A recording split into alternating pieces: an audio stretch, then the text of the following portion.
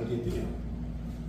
또 학교 다닐 때 같이 공부하시는 분들 같은 때 그런 분들이 계시고, 그런데 염려가 혹시 지나가시다가 여러분들을 만났을 때 혹시 다음에 이곳에 와서 교회 예배 참석했을 때 제가 기억하지 못하면 용서해 주시기 바랍니다. 왜냐하면 한꺼번에 여러분을 한 번에 뵈니까 이렇게 저렇게 이야기를 많이 들었지만 다 기억을 못할 것 같아요. 꼭 기억해 주셔서 제가 기억을 잘 못할지라도 너그럽게 용서해 주시기 바랍니다. 오늘 제가 드릴 말씀은 구원을 베푸실 전능자라는 제목입니다. 스가랴 3장 17절에 이렇게 기록되어 있습니다. 너의 하나님 여호와가 너희 가운데 계시니 그는 구원을 베푸실 전능자시라. 그가 너로 인하여 기쁨을 이기지 못하여 하시며 너를 잠잠히 사랑하시며 너로 인하여 즐거이 부르며 기뻐하시리라 하리라. 아멘. 여러분들은 세상 사시면서 기쁨을 이기지 못했던 그런 기억이 혹시 있으십니까?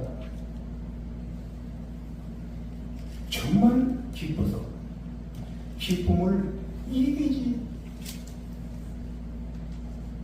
못했던 경험, 사람들이 그런 경험이 있을 것이라고 생각해요. 저도 첫 손주를 보았을 때 이 손주를 보는 게 이렇게 기쁠 것인지 몰랐어요. 정말 기쁨을 이길 수가 없는 그런 경험을 했습니다. 왜 그렇게 사랑스러운지, 이 아이가 조금씩 자라나면서 저를 쳐다보는 눈만 보아도 기쁨을 이길 수가 없어요. 그리고 그 아이가 생긋 웃을 때, 옹알이를 할 때, 조금 자라서 이렇게 기어가는 모습을 보면 기쁨을 이길 수가 없어요. 그런데 이 아이가 뒤집습니다. 그럼 친구들이 와 그래요. 그 뒤집는 게 뭐 대단하다고. 그런데 손주가 뒤집으면 달라요. 근데 이 아이가 이렇게 앉아있어요 말이죠. 그 앉아있는 모습이 놀랍게 기쁘게 해요. 한 번은 저희 아들 부부가 사는 곳에 방문했어요. 아이들이 MG수저로 공부할 텐데 아이가 깨어난 겁니다. 이제 일어나서 앉아요. 거기서 방문해서 예배를 드리고 파트너를 마치고 그 아이를 우리가 안고, 야, 너희들은 그동안 아이들을 봤을 때 힘드니까 우리가 잠깐이라도 보마. 너희들은 나가 있어라. 그래서 MG수로 거기 식사를 마치고 식탁 위에 다 앉혀놨습니다. 근데 조그만 아이가 앉아있는데 중심을 잡지 못하고 속 넘어져요. 그러면 넘어지기 전에 우리가 다 붙듭니다. 크게 그렇게 기쁩니다. 아이가 앉아있다가 쭉 넘어지면 해가 와. 이것이 기쁨을 이기지 못하게 해요. 그런데 후에 옥상 한 지나가다가 저를 쳐다보더니 저에게 이렇게 물어봤습니다. 목사님, 그렇게 좋으세요? 만약 그 사람이 저에게 다시 똑같은 질문을 한다면 이렇게 대답할 거예요. 하나님께 물어봐라. 얼마나 기쁜지 하나님께 물어봐라. 그렇게 대답할 것 같아요. 왜냐하면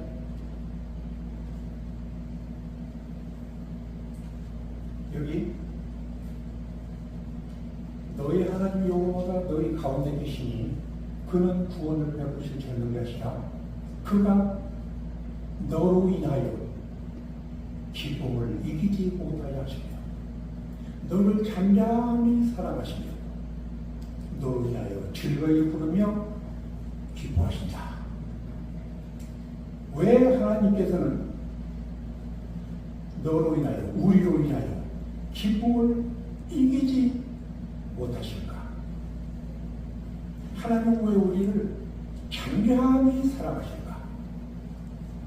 하나님은 왜 우리로 인하여 즐거이 부르며 기뻐하실까?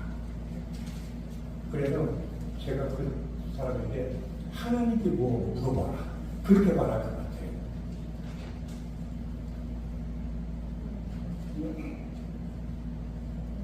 왜 하나님은 우리를 인하여 기뻐하실까 생각을 해봤더니 그는 구원을 베풀 전능자이시기 때문입니다.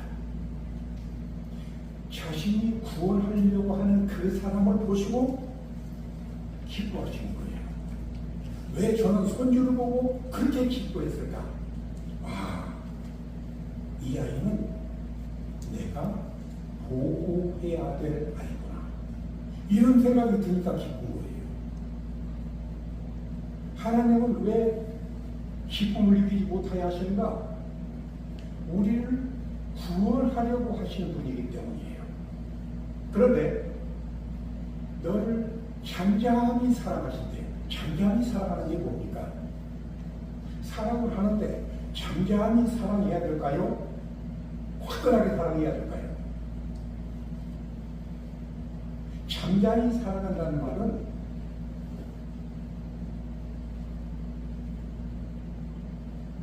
들리지 말고 말하지 말고 마음속으로 조용히 살아가라는 말이에요.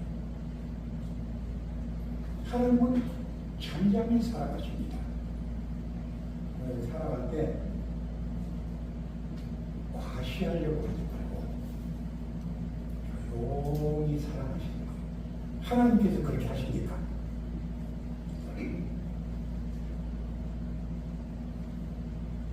그런데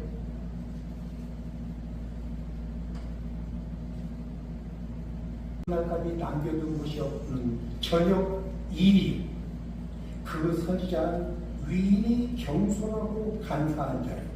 그 제사장들은 성소를 더럽히고 율법을 범하였도다. 그런 말이 나옵니다. 그런데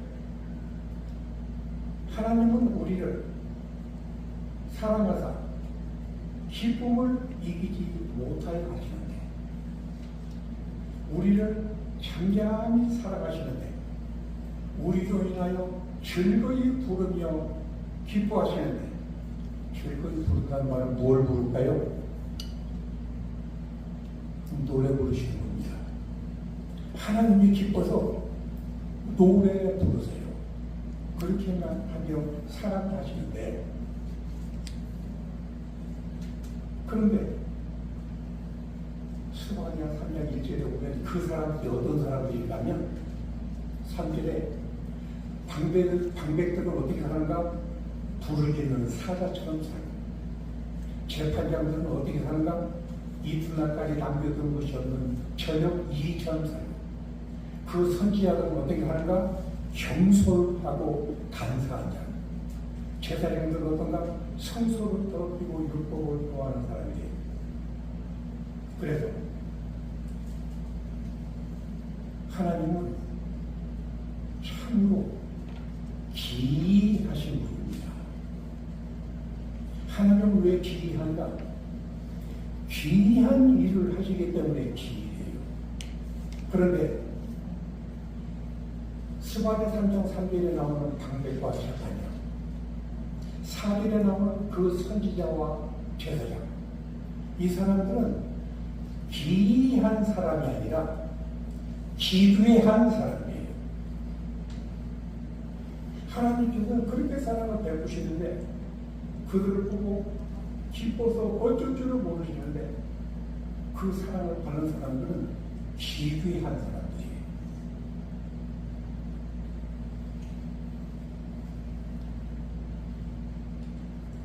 그래서 살아갈 때는 어떻게 하는가? 잠잠히 살아가는 겁니다. 살아가는 것 자꾸 나타내려고 하지 마시죠. 여러분, 친밀을 해주고 싶은 사람이 있습니까? 저 사람하고 좀 친밀하면 좋겠다. 그런 사람이 있으시죠? 어떤 사람이 친밀한 겁니까? 저 사람이 나하고 친밀한지, 나하고 친밀하지 않은지 어떻게 알 수 있습니까? 제 생각에 이렇습니다. 비밀을 공유할 수 있는 비밀이 많은 사람은 친밀한 사람입니다. 다른 사람에게는 말할 수 없어요. 그러나 이 사람에게는 말할 수 있어요. 그런 말을 할 수 있는 사람은 친밀한 사람입니다. 그러니까 왜 잠잠히 살아가시는가? 하나님과 나만 아는 비밀이 있습니다. 그 비밀이 많은 사람은 하나님과 친밀한 사람이에요. 그래서 여러분이 가진 비밀을 하나님과 공유하는데 그거 다른 사람한테 말하지 마세요. 하나님과만 공유하는 겁니다. 그래서 하나님과 친밀해지는 겁니다. 그래서 내가 잘하는 것, 좀 자랑하고 싶은 것, 좀 드러내고 싶은 것, 그런 거 많이 있죠? 그런 거 그냥 하나님과만 공유하세요. 하나님과 나만 아는 비밀로 놔둘 겁니다. 그런데 그것이 간혹 들키기도 하고 발각되기도 하고 드러나기도 해요. 그래서 그 사람이 그렇게 했어? 그럼 여러분 미리 이야기하지 말라고요. 발설하지 말고 자랑하고 싶은 거 다 가슴에 묻어두라고요. 제가 오래전에 참 좋아했었던 찬미가 있습니다. 그게 뭔가 하면 찬미가 644장이에요. 저 장미꽃 위에 있는 이슬, 저 장미꽃 위에 이슬. 제가 읽어볼게요. 저 장미꽃 위에 이슬, 아직 맺혀있는 그때에, 장미꽃 위에 맺혀있는 이슬이 아직 남아있으면 그 시간이 몇 시쯤 됐을까요? 아직 새벽입니다. 그러니까 저 장미꽃 위에 있는 이슬 아직 맺혀있는 그때 귀에 은은히 소리 들리니 주 음성이 분명하다. 후렴에 주가 나와 늘 동행하시어 나를 친구 삼으셨네.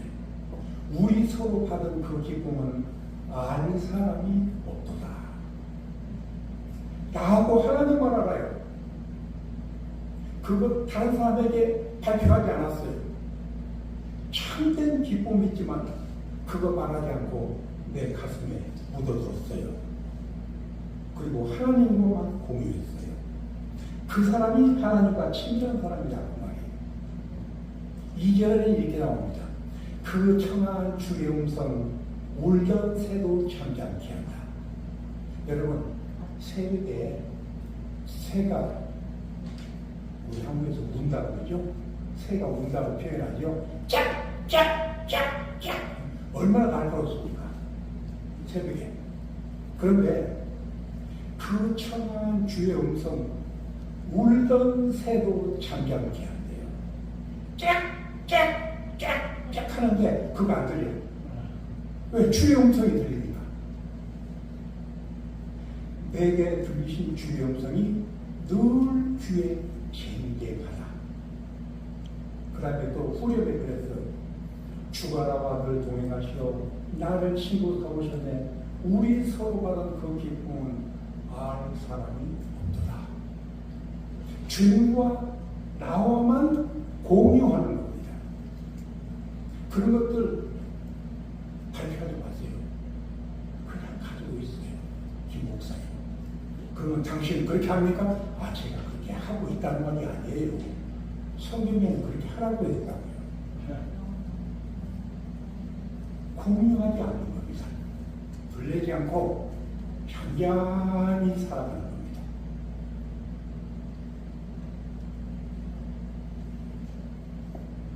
그런데 그 사람이 어떤 사람들인가? 방백들은 부르짖는 사자 같고 재판장들은 이튿날까지 남겨둔 시 없는 저녁 일이 같고 선지자는 유인이 경솔하고 간사하고 제사장들은 성소를 더럽히고 율법을 공부하였다. 이건 하나님은 기이한 일을 행하시는데 그 하나님의 사랑을 받는 우리는 기괴한 일을 해요.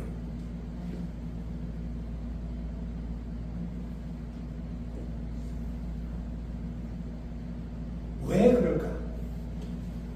왜 방백은 부르짖는 사자고 재판장들은 이튿날까지 남겨둔 것이 없는 저녁일이고 왜 선지자들은 유인이 경솔하고 간사하고 그 제사장들은 성소를 더럽히고 율법을 못할까? 왜 그럴까? 출애굽기 23장에 보면 이런 말씀이 있습니다. 너는 허망한 풍설을 전하지 말며 악인과 연합하여 무함하는 증인이 되지 말며 다수를 따라 악을 행하지 말며 송사에 다수를 따라 부당한 증언을 하지 말며 다수를 따라 악을 행하지 말래요. 다수는 무슨 특징이 있습니까? 다수 숫자가 적은 사람 말고 숫자가 많아요. 숫자가 많으면 힘이 생깁니다. 힘이 생기면 뭘 하는가? 악을 행하기가 쉬워져요. 그래서 여러분 힘 얻으려고 하지 마십시오. 하나님께서는 사람들에게 파워를 주실 때 대단히 주의하시는 것 같아요. 사람이 파워가 생기면 대부분의 사람들은 못된 짓을 해요. 악한 일을 해요. 제가 다 설명을 안 하고 여러분 익히 잘 아십니다. 그래서 제가 어린 시절에는 지금은 뭐 보통 쉬지만 어린 시절에는 자꾸 외소했어요. 학교 가니까 힘센 어깨가 이런 친구들이 자꾸 괴롭게 하는 겁니다. 왜? 힘이 있거든요. 저는 힘이 없고. 힘이 있는 아이들이 이렇게 하는 거예요. 그런데 고등학교 2학년 됐을 때 제가 갑자기 막 키도 크고 몸집도 커지고 그랬었습니다. 그런데 왜 방백들은 부르짖는 사자처럼 재판장들은 부르짖는 이리처럼 선지자들은 경솔하고 간사한 처럼 제사장은 성소를 더럽히고 율법을 보냈을까? 그렇게 살면 힘없는 백성들이 어떤 생활을 살게 될까요? 그래서 출애굽기에는 그 옛날에 다수를 따라 악을 행하지 말아라 그렇게 기록을 해 모았습니다. 그런데 사무엘상에 보면 여러분이 잘 아는 인물이 하나 나옵니다. 그게 누군가 하면 나발이라고 하는 인물이에요. 여러분 나발 기억하시죠? 교회 조금만 나오시면 들어서 여기에 나발의 종들이 나발의 아내에게 하는 말이 나옵니다. 그런지 이제 당신은 어떻게 할지를 알아 생각하셨기 이는 다윗이 우리 주인과 주인의 온 집을 해하기로 결정하였음이니이다. 주인은 불량한 사람이라 더불어 말할 수 없습니다. 나발은 불량한 사람이다. 더불어 말할 수 없습니다. 불량한 게 뭡니까? 불량한 사람을 물건으로 말하는 뭡니까? 불량품이에요. 우리 주인은 불량품이에요. 왜 불량한 게 불량한 건 어떤 사람이 불량합니까? 그 다음에 나왔어요. 더불어 말할 수 없는 사람이 불량품이에요. 왜 그 사람과 덕을 말할 수 없는가? 자기 마음대로 하려고 그러거든. 말이 안 통해. 그 사람은 불량품이라고 말이야. 그런데 나중에 그 아비가일, 나발의 아내가 다윗에게 말하면서 자기 남편을 표현하기를 어떻게 했는가 하면 나발은 불량한 사람이다 똑같이 표현했어요. 말이 안 통하는 사람은 불량품입니다. 왜 말이 안 통하는가? 자기에게 힘이 있기 때문에 자기 뜻대로 흔들 수가 있어요. 다른 사람 말을 듣지 않아요. 자기 마음대로 하려고 해요. 그 사람은 불량품이다 그 말이에요. 그런데 여러분, 욥이라고 하는 사람이 있죠? 욥은 왜 의인입니까? 욥을 왜 의인이라고 합니까? 욥의 어떤 점 때문에 욥을 의인이라고 합니까? 저는 성경을 읽다가 욥의 이런 특성 때문에 욥을 의인이라고 했구나 하는 성경절을 보았어요. 그 여기 있는가 하면 욥기 31장이 나옵니다. 욥기 31장 13절 남종이나 여종이 나로 더불어 쟁변할 때에 내가 언제 그의 사정을 멸시하였던가. 여러분, 남종이나 여종이 주인과 쟁변할 수 있어요? 없어요.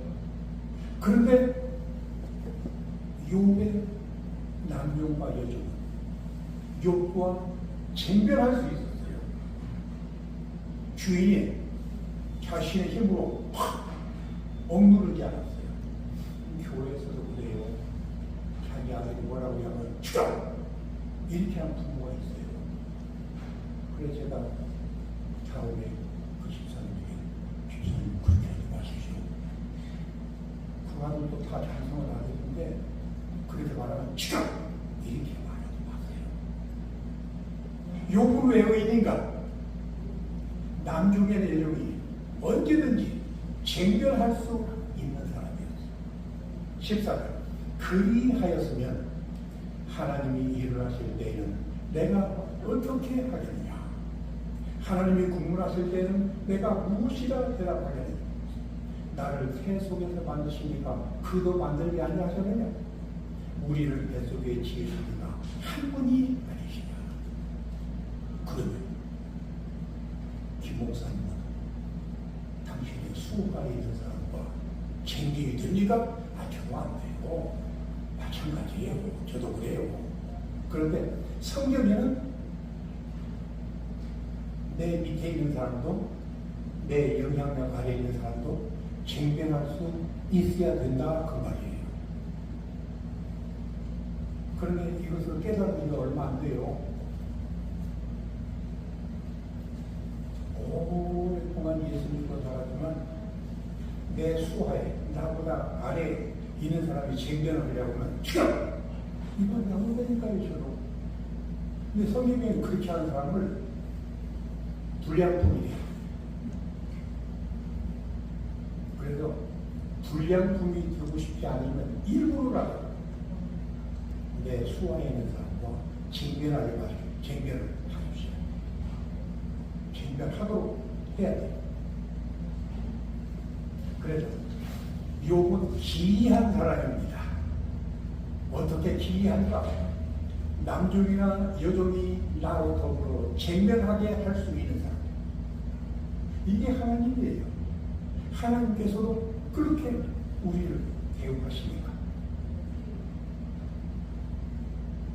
그래서 스바냐 3장 12절에 보면 내가 곤고하고 가난한 백성을 네 가운데 남겨두리니 그들이 여호와의 이름을 의탁하여 보호를 받을지라. 14절 이스라엘의 남은 자는 악을 행하지 아니하며 거짓을 말하지 아니하며 입에 거짓된 혀가 없으며 먹고 누울지라도 그들을 두렵게 할 자가 없으리라 그랬습니다.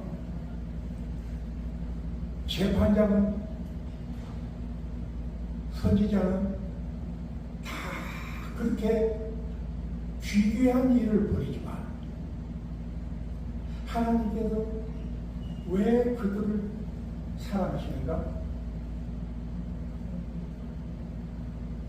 내가 곤고하고 가난한 백성을 내 가운데 남겨두리니 가난한 곤고한 이 백성들은 보살핌을 받아야 할 사람들이에요. 그런데 13절에 이스라엘의 남은 자는 곤고하고 가난한 백성을 보살피는 겁니다. 그래서 13절에 이스라엘의 남은 자는 악을 행하지 아니하며 거짓을 말하지 아니하며 입에 거짓된 혀가 없으며 이 사람들은 기이한 사람이에요. 일반적으로 사람들이 악을 행하고 거짓을 말하고 거짓된 혀를 가지고 살지만 이스라엘의 남은 자는 악을 행치 않고 거짓된 혀가 없고 그래서 거짓말을 하지 않는데요. 이 사람은 기이한 사람들입니다.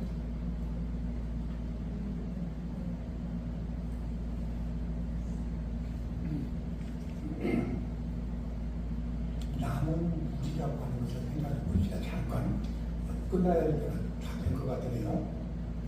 빨리 말씀을 드리도록 하겠습니다. 장사를 할 때 내가 10불을 들여서 제품을 생산했는데 그 제품을 가지고 와서 9불을 받으시겠습니까? 10불을 받으시겠습니까? 조금 덜 받으시겠습니까? 많이 받으시겠습니까? 그건 질문이라고 해요. 조금 더 많이 받기를 원하십니까? 조금 더 많이 적게 받기를 원하십니까? 다 더 받고 싶어요. 그런데 제가 질문 드리려고 하는 요진이 이겁니다. 내가 생산한 제품을 가지고 와서 임을 남기고 팔면 생산 원가보다 더 많은 돈을 지불하고 사는 사람은 그것을 가지고 와서 더 싸게 팔까요? 더 비싸게 팔까요? 말할 수 없죠. 더 비싸게 팔겠죠.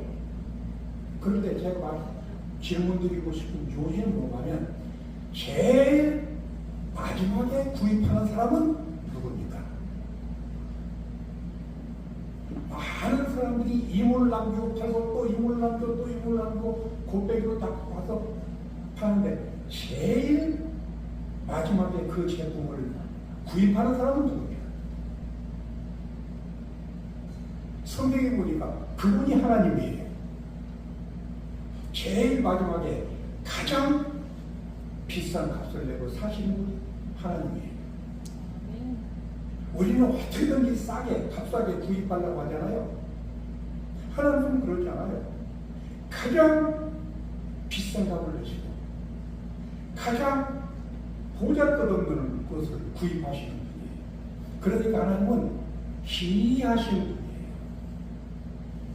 그런데 그 기이한 그런 분을 믿고 살면서 그분의 은혜를 누리고 살면서 기괴한 사람이 되는 겁니다.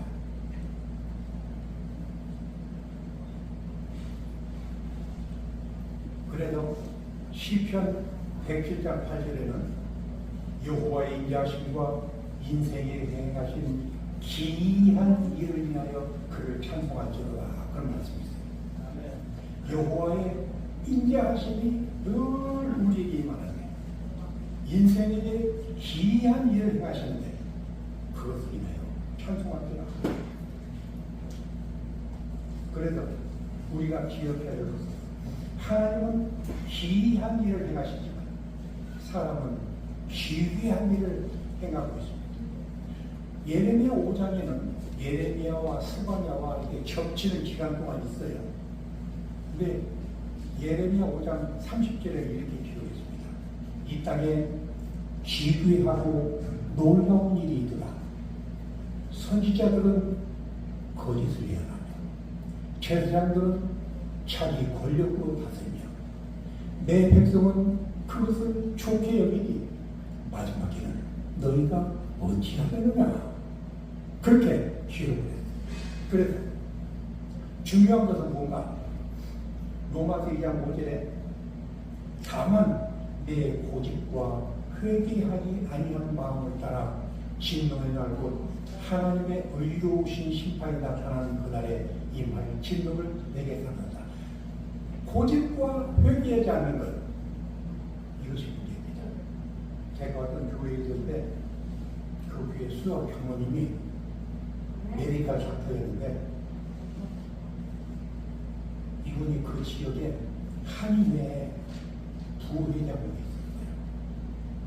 그런데 이 장로님이 그 지역에 있는 모든 목사님들, 신부님들 이런 분들을 다 초청을 해서 식사 대접을 했어요.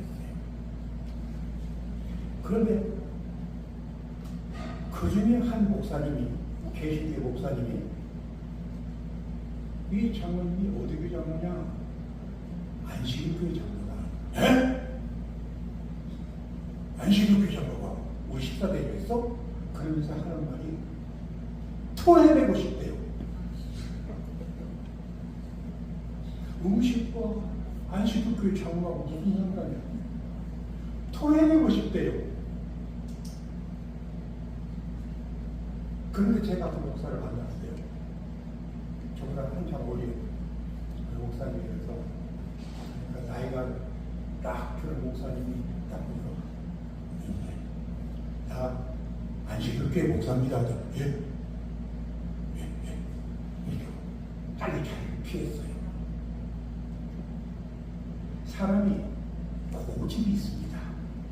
그런데 고집과 신뢰심은 같은 겁니까? 틀린 겁니까?